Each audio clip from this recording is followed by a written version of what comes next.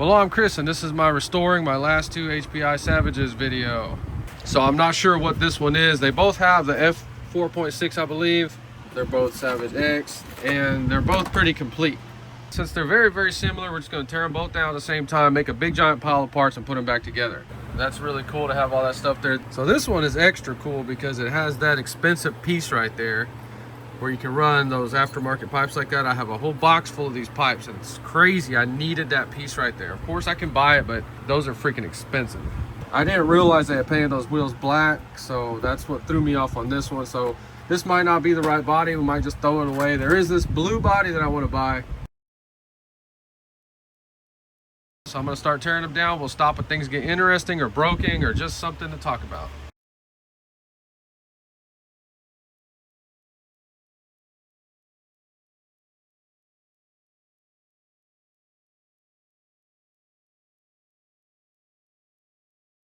So they're both completely tore down. Now I'll start washing and cleaning all this stuff. Turned out that that is 4.6 and that's a 4.1.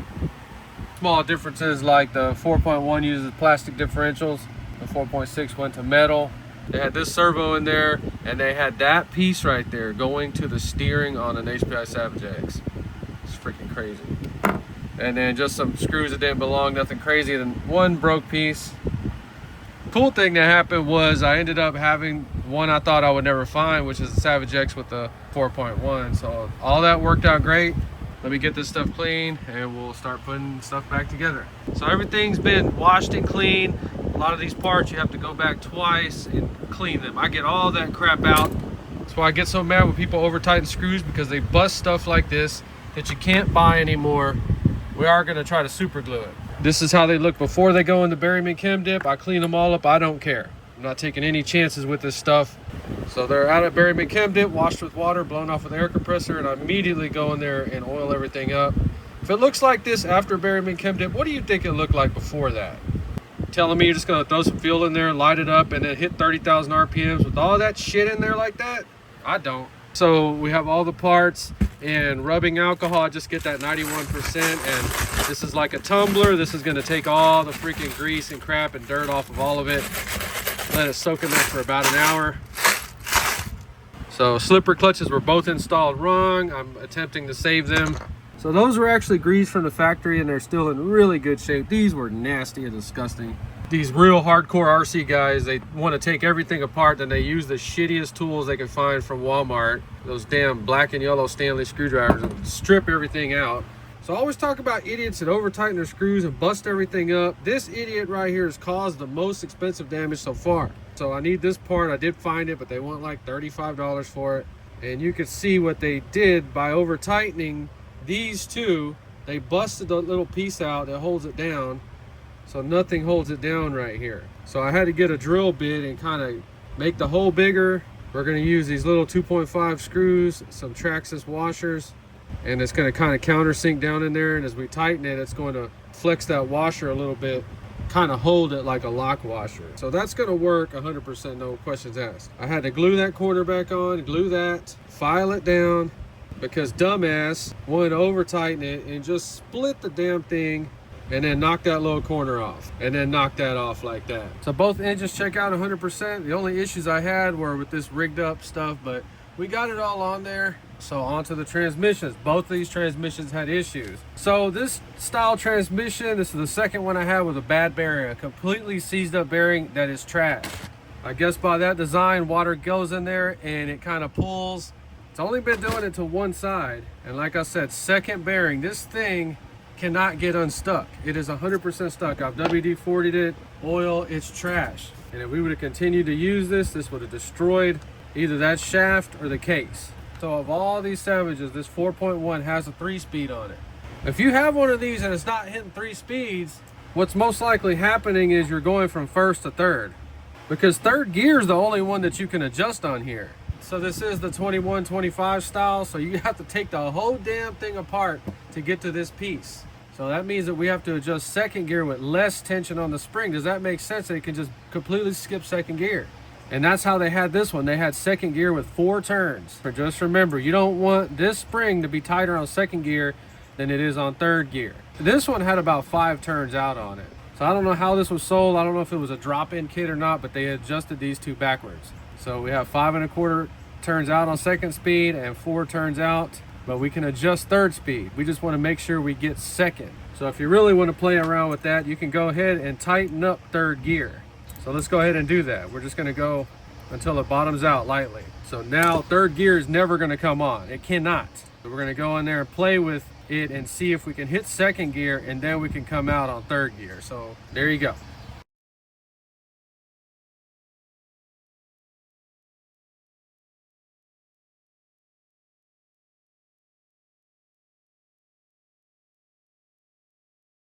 Okay, so I just discovered something very horrible. So if you've been topping off your shocks with that stuff right there, now I knew this from the beginning because this is silicone, and they said they did some kind of motor oil or something back in the days with these shocks. All I'm showing you right now is that if you mix both of them together, this is what's in your shock right now. It does not mix together, and it's a mess, and it's probably making a whole bunch of bubbles. And pretty much every shock I've done like that.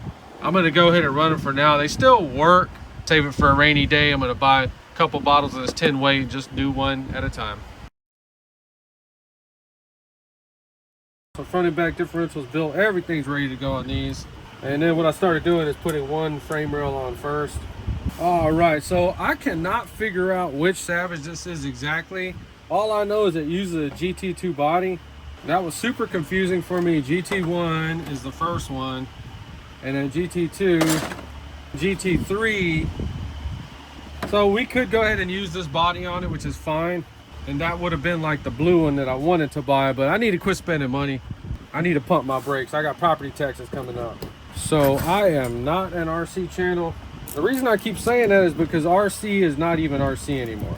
It has become who could buy the newest piece of shit coming out and do a video first on it. I'm not that. Got some bent stuff, holding some pliers. Look at it like that, and you'll see exactly which way it's bent.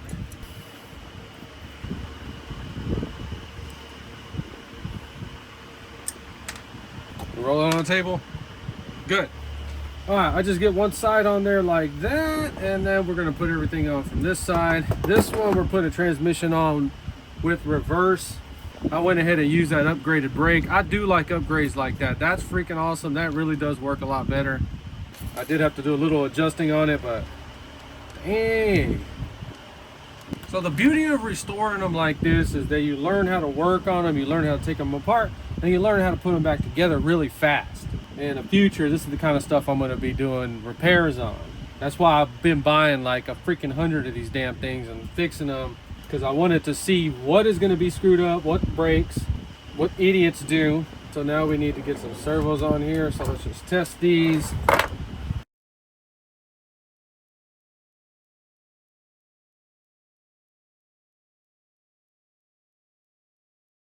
I've decided I'm just going to run 20% this year, probably next year on everything, and learn how to tune with 20%. I've been bouncing around all over the place, and well, I have about 2 or 3 gallons. Somebody commented like I'm an idiot, don't know how much these cost. I don't. I have not bought fuel yet. I buy RC lots and it comes with fuel. I have a few gallons, but I'm starting to use it now. So now when I put it down the carburetor, it's whenever I have a pull starter on it. Loosen the glow plug up and just try to get that fuel in there. We got a freaking leak on this tank somewhere. What the frick? So to test your leaks on your tank, just plug one side, blow in it. We sure do, and it's 100% causing that fuel not to go up. We're zeroed out on that throttle, so we're gonna go ahead and open it. It's about 2 millimeters right now. Damn. All right, it's about 1/4 throttle right now. And this bitch is flooded. Man, that thing is so damn flooded right now.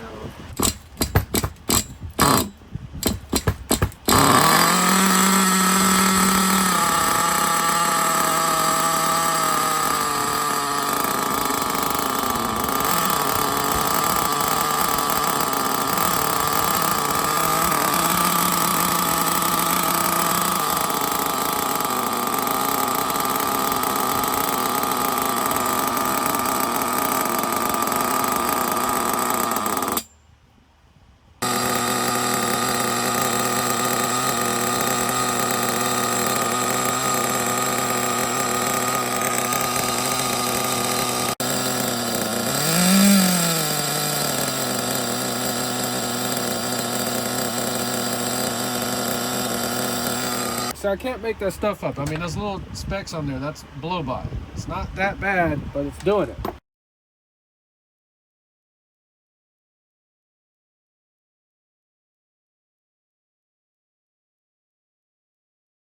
So I may not ever know exactly what this one is.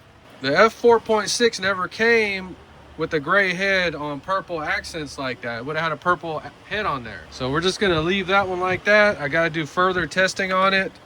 I'm gonna go ahead and buy a piston and sleeve for it because I think that's what it is. I did get it to start running with a normal auto gap, but it is blowing a lot of freaking oil out, even leaning out this high-speed needle, and that's just not normal.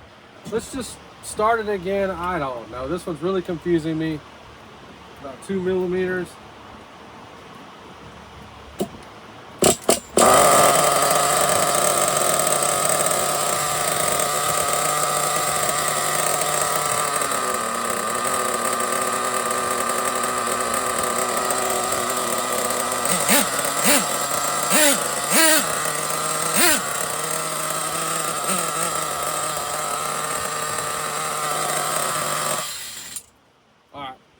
So this one had this expensive pipe on there, and it would make a lot of sense that somebody would leave this behind because they knew it wasn't running good anymore. But you can see we're maxed leaned out on the high-speed needle, and we're still doing that on the floor. So the blow-by is squirting little dots of fuel everywhere. I'm gonna go ahead and say that this one is wearing out. It still runs. Maybe the guy or girl was having trouble starting it, and that's why they just kind of gave up on it, because they knew it was screwed up and worn out, and they were just gonna go buy a new one. So the good thing about this is that we restored it, so we know it's all in really good shape. Everything works and ready to go, but the engine needs a new piston and sleeve on it.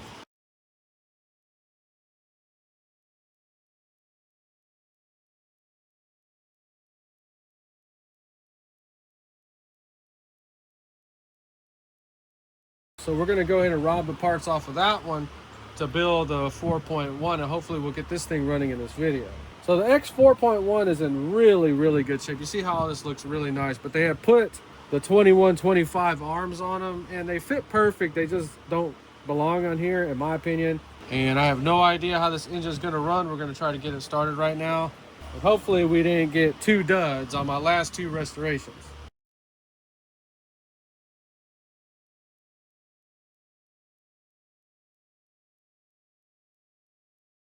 4.1 is ready to start up. Hopefully it's a good one. I didn't check anything out. I don't know why. I just had tunnel vision trying to get these last 2 done. We just put the tank, pipe, everything, just swapped it onto this one. Okay, factory carburetor settings, everything's flush. We got a roto start so we can prime this one. Let's see if it primes up. All right, primed right up. In 4 in there, it appeared to be good. Let's start this thing for the first time live.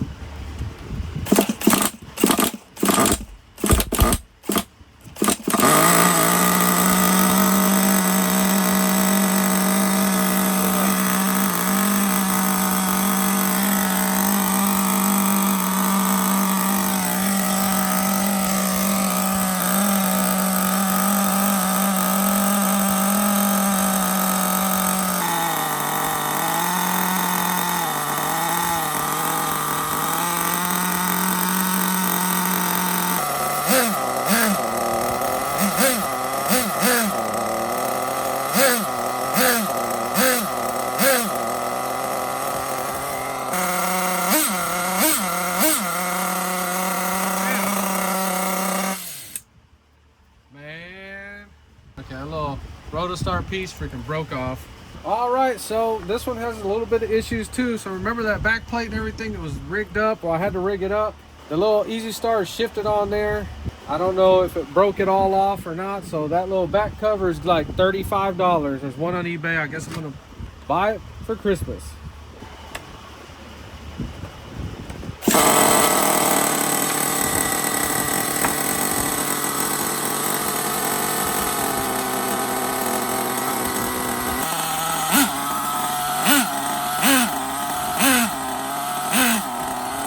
Lesson in this video is when you're having a bad day, things aren't working out, just put the stuff up, come out the next day or two or that weekend, and then go back and look at it. So it's the next day. I've decided we're just going to run that body. It's a GT2 body. It would have been correct for that, but that's that blue body I'm going to eventually buy for it. I've decided to go ahead and use this body on it because we're going to have to paint the wheels black, and that actually looks really good like that.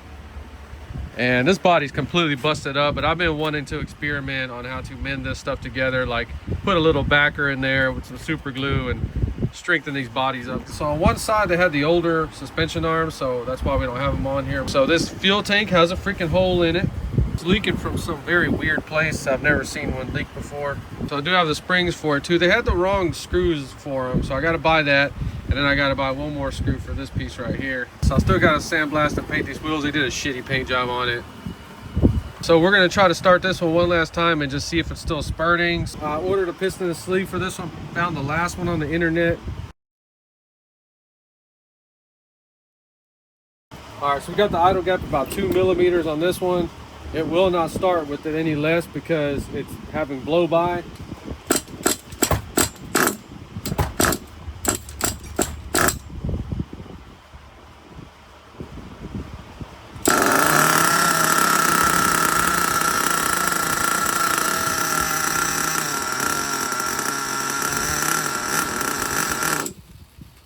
If I close the throttle to 1 millimeter gap, it dies.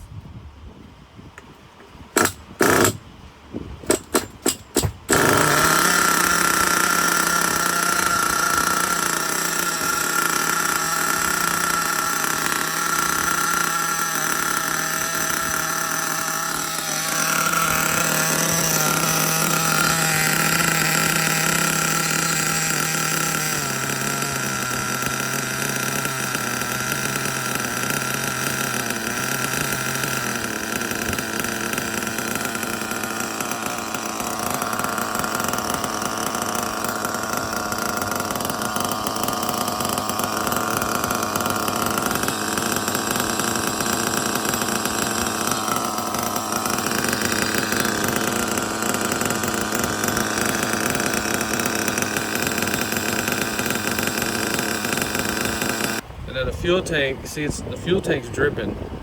Now we do have factory settings on that carburetor, and I can lean it out and it does run better, but still it's not running right. So piston and sleeve, I bought it already. We'll do a video rebuilding it and then looking at the way it runs. So this situation right here is very educational because there's so many people out there that have an engine like this, doesn't run right, and they don't know what the problem is, and they just keep messing with it and messing with it and messing with it. And the whole time, the freaking piston and sleeve just need to be replaced on there. So if you're spitting gas out or fuel like this one, we dried this off before I started it up today, and you can see it's coughing it back up, and we're having to raise the idle real high to get it to run. So one weird thing that happened, remember I was bitching about the idiot that broke all the stuff on the back? He really did. That's why I'm messing with these, because I had to go through my Savage parts and find out what I could sell or keep and all that stuff. I'm not even lying, this was in some parts lot that I got. We got one, and this goes on both of them. But these two have the same stuff on them. Pull start, one-way bearings. So this is the one I rigged up. Remember, the holes were busted out. So that's freaking awesome. We have that right there. So this one right here, big gear, bad. It has some teeth knocked off of it. I think we're gonna be able to take that gear and put it on this. So I actually have everything to repair what was busted on it. It's just weird how this stuff works out. And I did not go out and buy that. I just had that. K 4.6 and 5.9, they're like the same type of engines. And if you lost your shims, this little bag right here has your shims. These are on Amazon. I had to buy a pack of these. And then going through my parts again, I found another freaking roto start for my other 5.9. So this one has an idle gap of 1 millimeter. It likes, for mine, 2 millimeter, opened up a little bit. Seems like that's the only way it wants to start. So that's the 4.1. So it's cold start. Come on, man.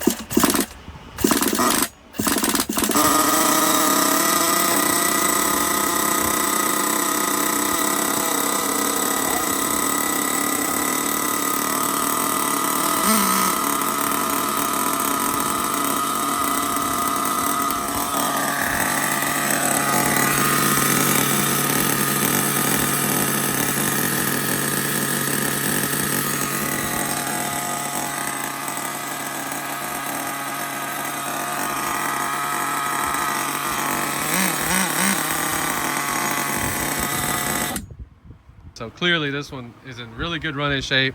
So I'll run these things super freaking rich at first. I don't want anything to go wrong with this engine. You can't freaking find those anymore. Super rare, not necessarily super valuable or anything, but I do want to have one of each Savage engines. And you know what? I got them all. Well, I don't have the purple head 4.6, but it's the same thing. About 1 year ago, I bought my first Savage. I tried making some videos on it, and man, I could not figure these things out. And what had happened was the fact that they went from Phillips to Allen. So a lot of times I was looking up stuff and it was discontinued because it was from an older model. That was very frustrating. So I just stuck with it. I thought these were both 4.6s, and I accidentally screwed up at the time. And I was like, damn, why did I buy two of the same engines? You see how things work out, man. So this was the missing link. I never thought I would ever find that one. And it was here the whole time. Been there for like a year on a shelf. That's my 21. I got the correct body for it. And then I got my 21 Basher. He's on the dirty shelf because he's a runner. 25, correct body. And the next one would be this one right here, the 4.1X. Next is this F4.6. So then somebody asked me, like, how often do I get a bad engine? Well, that's subjective. I mean, what's bad? I don't think this is a bad engine. It's just a worn out engine. So that's a Savage X SS with the K4.6. It has a different spur gear on it. And then that's a GT3 body on a Savage X with orange stuff. So I forgot about this one right here. I have 8 Savages. So that's so cool. 1 year later, I own 8 Savages. Saved 2 freaking nitros. Well, 2.5. If you enjoyed this video, please like and subscribe. And thanks for watching.